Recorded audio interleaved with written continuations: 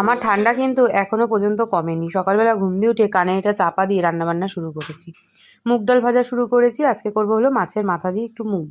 Good morning everyone, welcome back to my channel Puja lifestyle. আবার একটা নতুন video নিয়ে সবাইকে জয়গুরু জানিয়ে চলে আসলাম।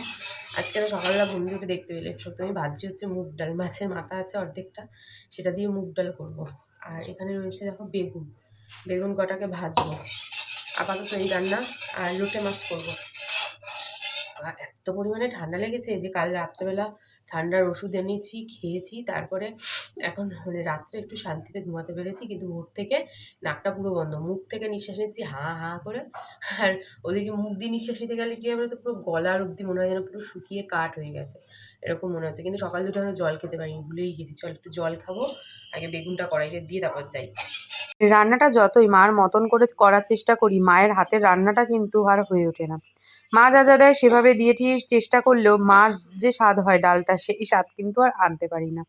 এই হচ্ছে ব্যাপার। যাই হোক, আসলে কি বলতো, খুন্তি নাড়ানোর যে ধরনটা, তাতেই কিন্তু একটা আলাদা স্বাদ চলে আসে। চলে এসেছি এক গ্লাস জল খেতে, তার আগে ঘরটাকেও কিন্তু মুছে নিলাম। এদিকে এসে দুজনের জন্য বসিয়ে দিলাম একটু চা। সকালবেলা উঠে থেকে এই মনটা পড়ে থাকে এই চাটাকে কখন খাবো সেই আশায়। মনে হয় যেন চায়ের জন্যই সকালে ঘুম দিয়ে ওঠা। চা বিস্কুট নিয়ে আমি তো হাজির। ওদিকে মনা কিন্তু মনার পড়া একদম মন দিয়ে করে যাচ্ছে। আজকে রয়েছে মনার ফিজিক্স এক্সাম। বলতে গেলে একেবারে লাস্ট পর্যায়ে এখন চলে এসেছে।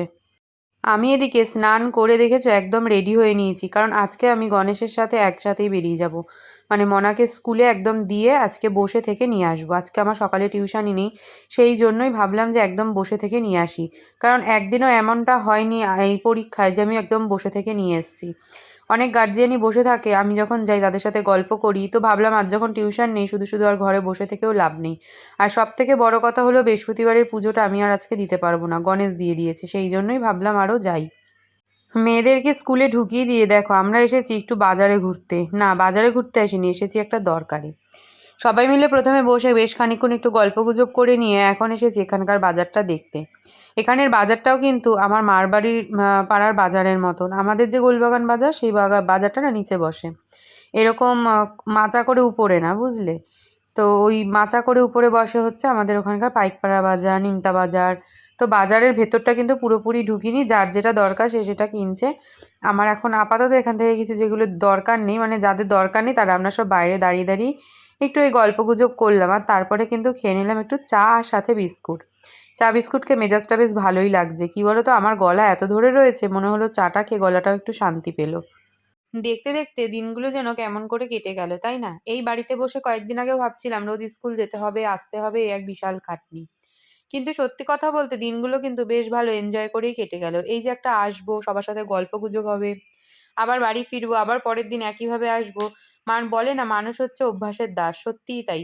এই অভ্যাসটাই যেন বেশ ভালোই কিন্তু দিনগুলো কাটছিল। আবার আমরা অপেক্ষা করব মাধ্যমিকের এই সময়ের জন্য। বাড়িতে চলে এসেছি, এখন হচ্ছে খাওয়া দাওয়ার পর্ব। সবার আগে খাবার গরম করতে হবে। এই শীতকালের এই এক জ্বালা যে খাবার গরম না করে কিচ্ছু খাওয়া যাবে না। ওদিকে গণেশ বললো গণেশের ডালটা নাকি আজকে নষ্ট হয়ে গেছে। ডাল নষ্ট হওয়ার কোনো কথা না, মাছের মাথার ডাল। এই যে ওয়েদারটা এরকম বাজে, তার জন্য ডালটাই নষ্ট হয়ে গেছে। আর একটু দুপুরবেলা খেতে বসে খাবার নষ্ট হয়ে গেছে শুনলে পরে না আমার মানে এত খারাপ লাগে। ওইটুকুই তো খাবার খাই, এইটুকু ভাত নিয়ে যায়, তাও যদি তরকারি নষ্ট হয়। উনি আবার কারোর জিনিস খান না, সেটা হচ্ছে সব থেকে বড় কথা, উনি কারোর খাবার খান না।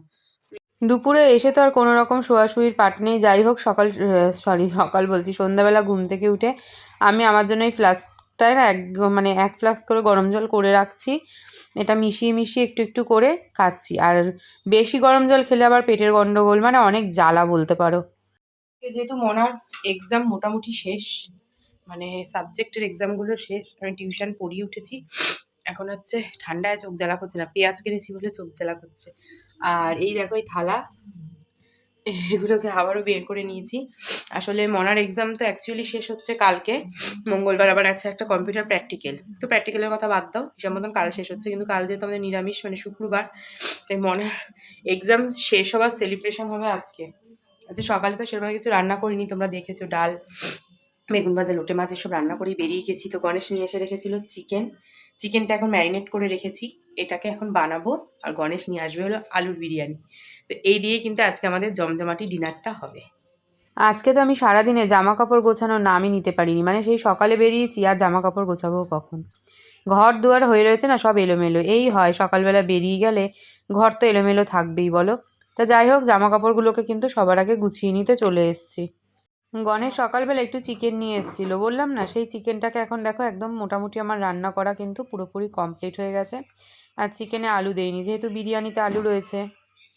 বিরিয়ানি খেতে খেতেই কিন্তু আজকের ভিডিওটাকে আমি এখানে শেষ করব।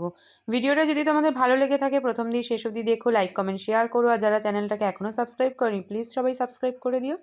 আজকের মতন টাটা, দেখা হবে নতুন ভিডিও। Good night.